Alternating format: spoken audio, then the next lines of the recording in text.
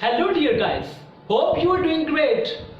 In the previous videos, I have uploaded about periodic table and its classification. हमने classification को discuss किया in the form of groups, in the form of periods, in the form of metal, non-metal, metalloids and in the form of families as well as blocks. आज का जो topic है वो है periodic traits in physical properties. Product trends का क्या मतलब है कि अगर आप left to right product table में जाएं या टॉप टू बॉटम जाएं तो एलिमेंट्स के ऊपर क्या चेंजेस आ रही हैं या उनकी कैरेक्टरिस्टिक्स फिजिकली कैसे चेंज हो रही हैं. So this topic will cover all these things. So today the first product trend which I am going to discuss that is atomic size.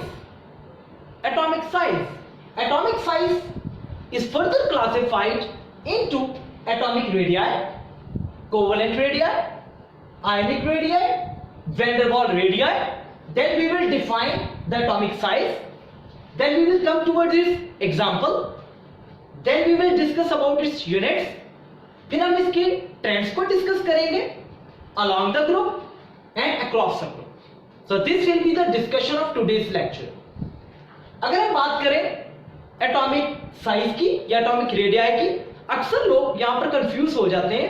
वो कहते हैं एटॉमिक साइज या atomic radii these are same things, लेकिन हकीकत में there is a very slight difference between atomic size and atomic radii.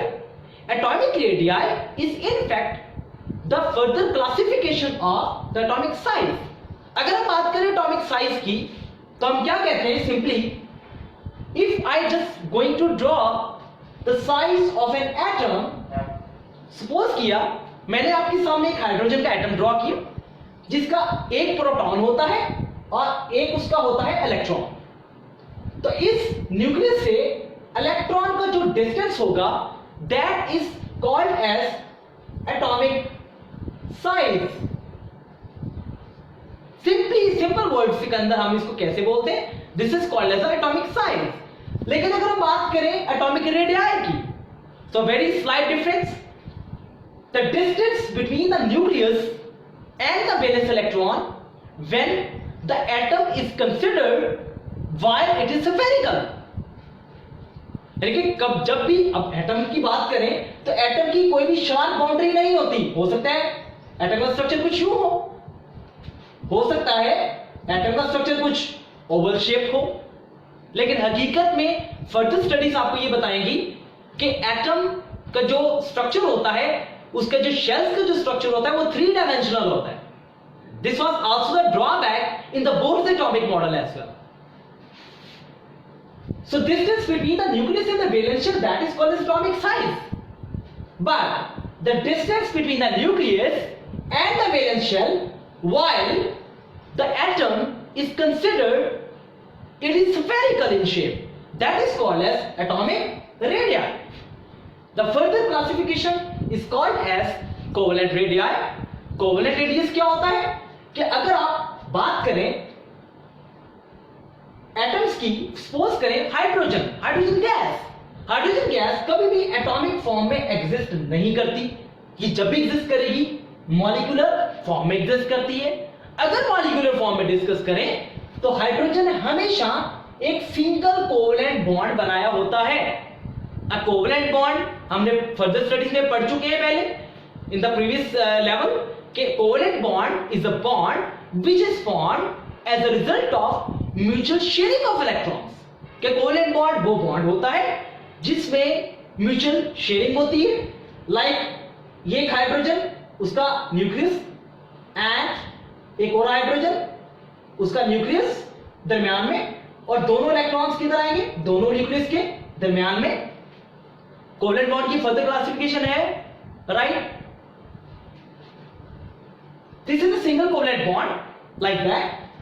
Covalent radius क्या होता है कि the distance between the nucleus and the valence shell half of the distance.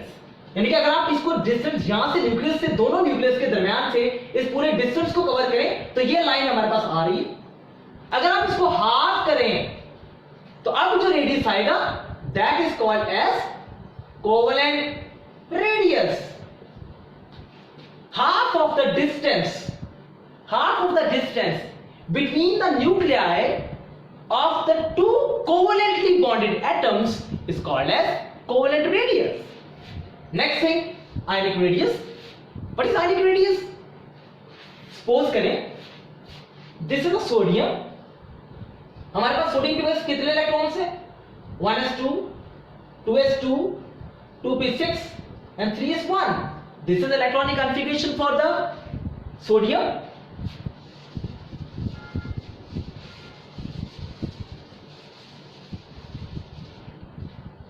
If we just need to remove these electron, अगर आप इस electron को निकाल दें तो ये क्या बन जाएगा? Na plus 1, 1s2, 2s2, 2p6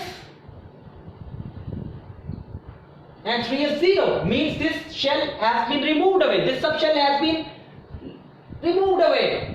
So we have now the electronic configuration like that. हमारे पास ये इलेक्ट्रॉनिक कॉन्फ़िगरेशन आ गई. अब सोडियम किसमें चेंज हो चुका है? आयन के अंदर. तो अब जरा देखिएगा, अगर मैं इसकी शेल डायग्राम को ड्रॉ करने की कोशिश करूं तो ये है सोडियम. पहले शेल में 2 इलेक्ट्रॉन्स, दूसरे में 8 और तीसरे में 1 इलेक्ट्रॉन. मैंने अपनी सिंपलिसिटी के लिए 8 ऐसे लिखा है, नहीं तो अदरवाइज इलेक्ट्रॉन कैसे होते? In the form of pairs. एक स्पिन क्लॉकवाइज और एक स्पिन एंटी क्लॉकवाइज. और एक इलेक्ट्रॉन अगर आप इसमें से एक इलेक्ट्रॉन माइनस कर दें, माइनस का मतलब है कि किसी ने इलेक्ट्रॉन इसका ले लिया है या इसने दे दिया है किसी को, तो ये कन्वर्ट हो जाएगा Na. पहले शेल में 2 इलेक्ट्रॉन, दूसरे में 8 electrons and final shell has been removed away. अब इसका फाइनल शेल एग्जिस्ट करता ही नहीं है. तो ऑब्वियसली अगर इसके और इसके साइज को देखें, there is very vast difference between these two size. This is atomic radius, I'm sorry, and this one is ionic radius. The distance between the nucleus and the valence shell of an ion is called as ionic radius. Similarly, van der Waals radius.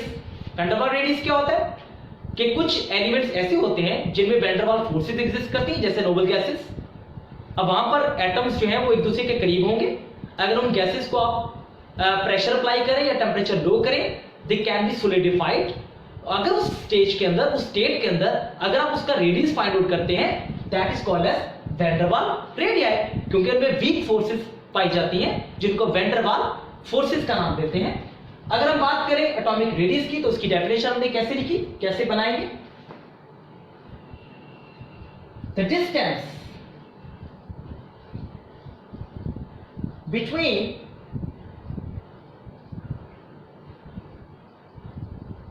atomic size, the distance between the nucleus and valence shell of an atom is called as atomic size. जितना distance होगा nucleus से valence shell तक का, हम उसको क्या कहेंगे? Atomic size. Right? And these are the further classification of the atomic size. Now let's talk about its examples. If I just talk about its examples,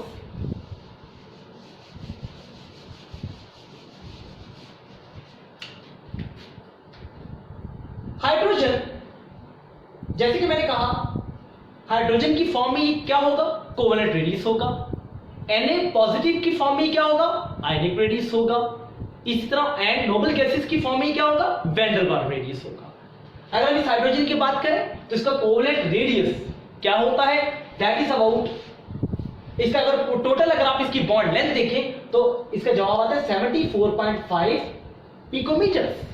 So 74.5 picometers is basically the bond length between the hydrogen. तो अगर आप इसको half कर दें, so we will get the covalent radius. अगर इसको 2 में divide करें, let's see, and something, तो हमारे पास जवाब क्या आता है? 37 picometers approximately, 37.25 whatever the cases, but हम लोग यूजुअली इसको क्या लिखते हैं? 37 picometers या picometers. What is the picometers? What is the picometer? This is the unit of atomic size, this is the unit of atomic size. तो atomic size की unit क्या हो गया? पाइकोमीटर्स। इसके अलावा हम इसको किस में मेजर करते हैं? एंगस्ट्रॉम में, A not angstrom. Keep in mind 1 angstrom is equal to 10 power minus 10 meters, while 1 picometers is equal to 10 power minus 12 meters. So these are the two units which are commonly used in order to measure the atomic size. So these were the units.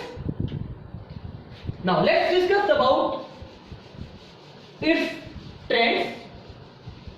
Trends अगर बात करें तो dear students, जो trends होते हैं वो हम दो तरीकों से डिस्कस करते हैं। एक होता है along the groups and the second one is across the periods. What is the meaning along the groups? कि अगर हम टॉप टू बॉटम जाएं तो एटॉमिक साइज के ऊपर क्या फर्क पड़ रहा है? What is happening to atomic size as we move from top to bottom? क्या हो रहा है एटॉमिक साइज के ऊपर जब हम टॉप टू बॉटम मूव कर रहे हैं? जरा गौर कीजिएगा, इसमें दो फैक्टर्स बड़े काबिल गौर हैं। अगर आप टॉप टू बॉटम जाएं तो हमारे पास एटॉमिक नंबर इज इंक्रीजिंग। तो पहली चीज क्या होगी? अगर आप टॉप टू बॉटम जाएं तो हमारे पास क्या चीज इंक्रीज कर रही है? Atomic number. Atomic number means number of electrons और protons, that is called atomic number. लेकिन यकीनन इसको कैसे एटॉमिक नंबर को एक्सप्लेन करते हैं? The number of protons which are present inside the nucleus is called as the atomic number. अगर आप टॉप टू बॉटम जाएं तो मैं एग्जांपल दे देता हूं आपको, like lithium, like sodium. So sodium has how many electrons? It has 11 electrons. इसी तरह अगर आप पोटेशियम की बात करें, पोटेशियम which has, इसका टॉपिक नंबर कितना? 19। तो टॉप टू बॉटम जा रहे हैं तो number of protons are going to be increase. तो जैसे जैसे ऊपर से नीचे आ रहे हैं तो प्रोटॉन्स इंक्रीज कर रहे हैं। प्रोटॉन इंक्रीज करें तो इसका मतलब क्या है?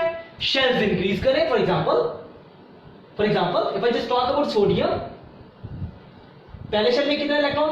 2 इलेक्ट्रॉन्स। दूसरे में 8 electrons. And what about the third shell which carry 1 electron.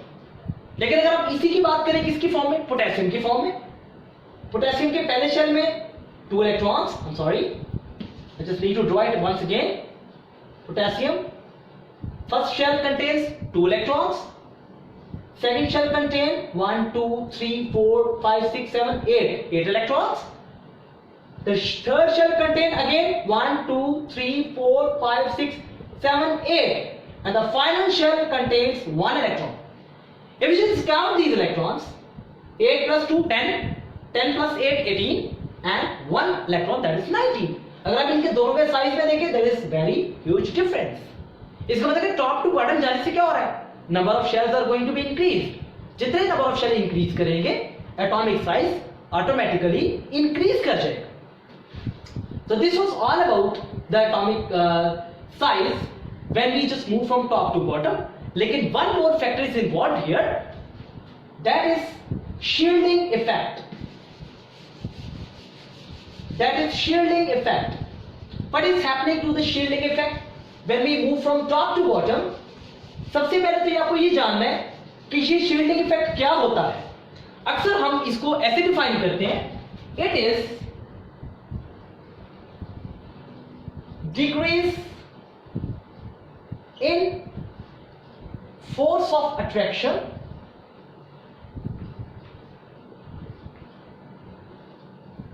Between the nucleus and valence shell due to the presence of intervening electrons.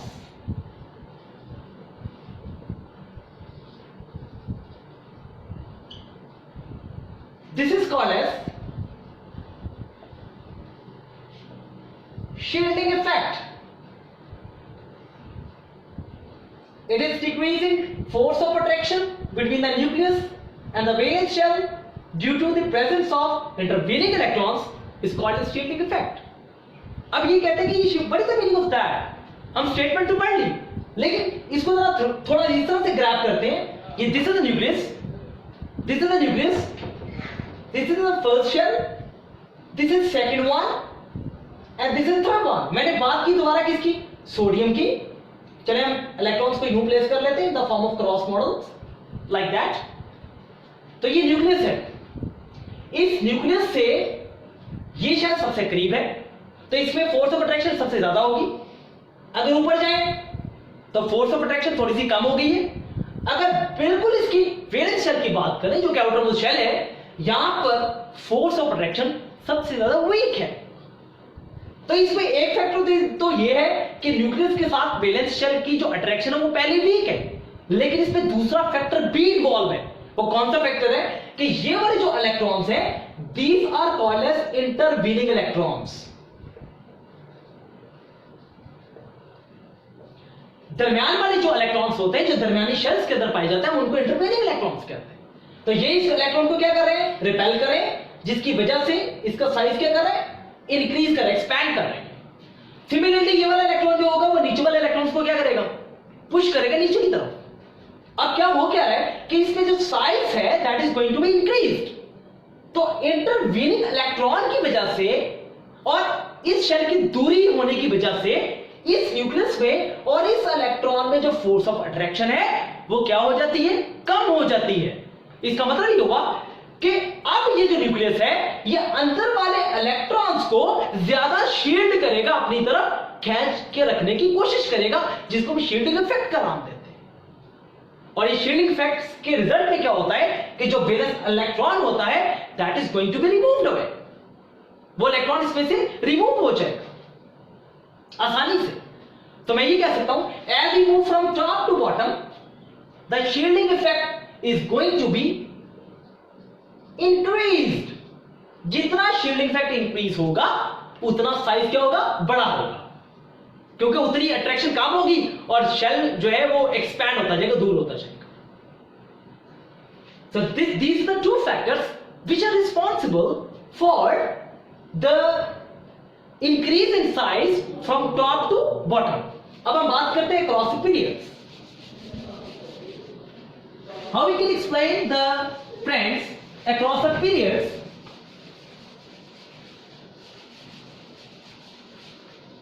Across the periods means we are talking about left to right. Left to right. If when we move from left to right, what is happening? What is happening? Left to right. अगर आप left to right move करें, let us suppose मैं period second की बात करता हूं, period 2 की बात करता हूं, उसके एलिमेंट्स लिखता हूं. Lithium, next one is beryllium, next one is I am excluding the transition elements. मैं ट्रांजिशन एलिमेंट्स के लिए लिखा boron, carbon, nitrogen, oxygen, fluorine, like that, neon, etc. So if I just talk about period number 2, so these elements are coming. These are the elements. If I just talk about the atomic number, it's a 3, 4, 5, 6, 7, 8, 9. तो इनका atomic number मैंने नीचे right up कर लिया. Atomic number means number of protons inside the nucleus. और एक चीज याद रखिएगा, एटम इज इलेक्ट्रिकली न्यूट्रल. जितने इलेक्ट्रॉन होते हैं उतने ही क्या होते हैं? प्रोटॉन्स.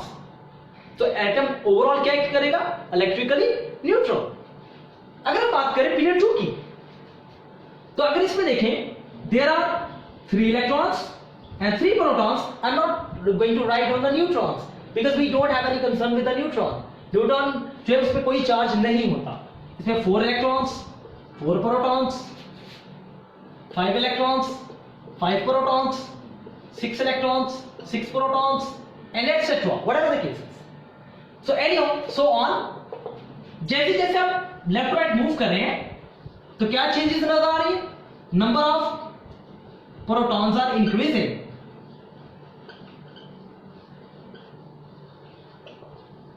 लेकिन अक्सर स्टूडेंट्स कहते हैं सर अगर नंबर ऑफ प्रोटॉन्स इंक्रीज करें तो नंबर ऑफ इलेक्ट्रॉन्स भी तो इंक्रीज करें। Okay, write down number of electrons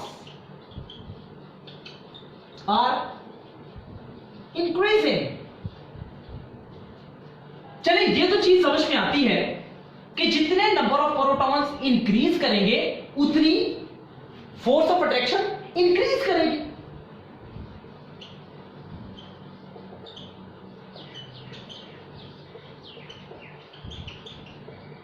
increase in force of attraction, increase in force of attraction. तो आप कहेंगे सर नंबर ऑफ इलेक्ट्रॉन भी तो इंक्रीज कर रहे हैं। तो my dear you should know that number of protons का इंक्रीज करना मैटर रखता है, नंबर ऑफ इलेक्ट्रॉन्स का इंक्रीज करना मैटर नहीं रखता। व्हाई?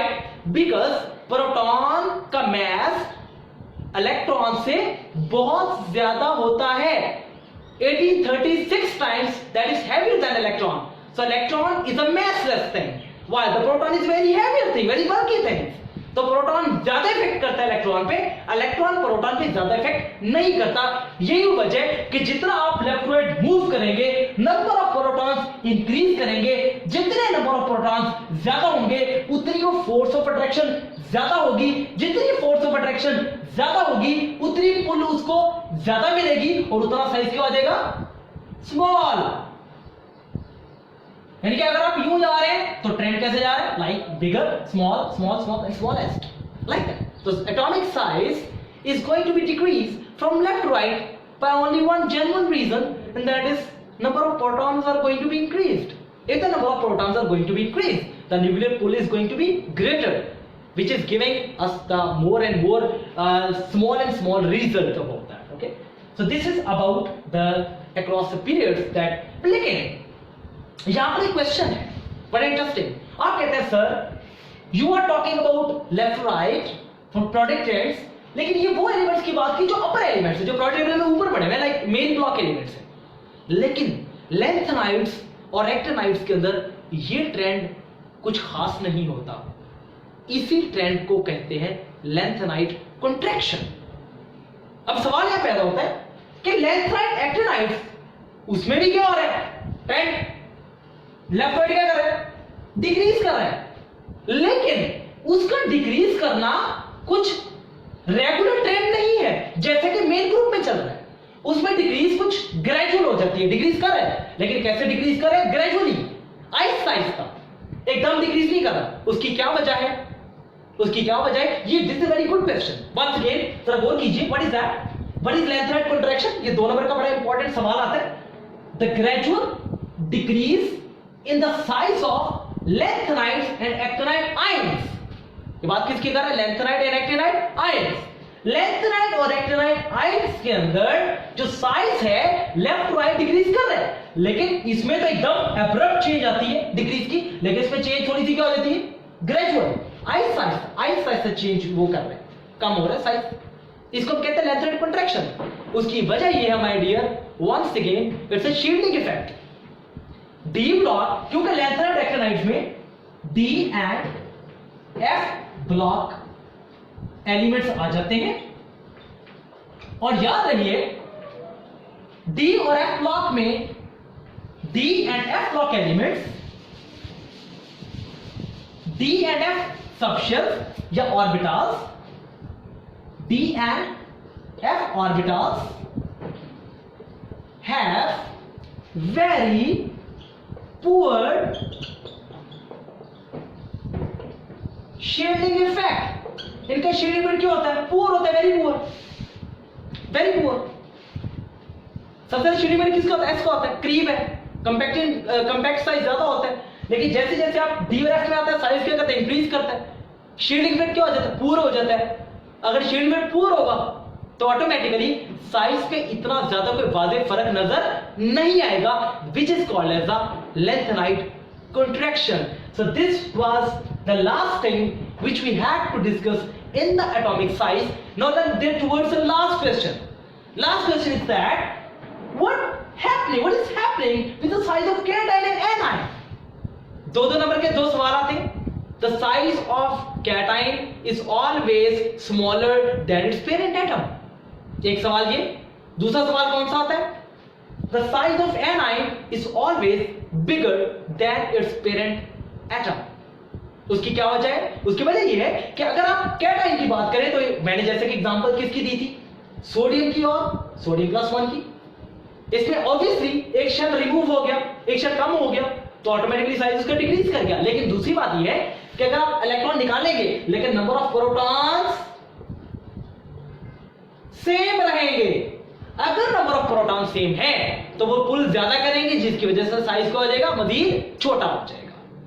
तो साबित हुआ कि कैटाइन का साइज हमेशा क्या होता है?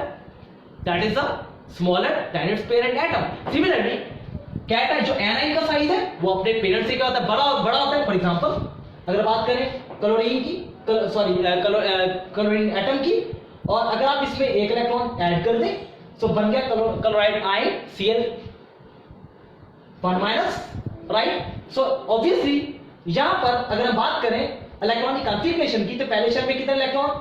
2 electrons.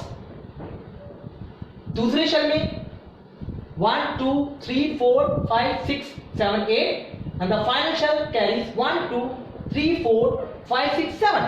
If you are going to add one electron, it's converting into 1 2 3 4 5 6 7 8 9 10 1 2 3 4 5 6 7 8. What happened?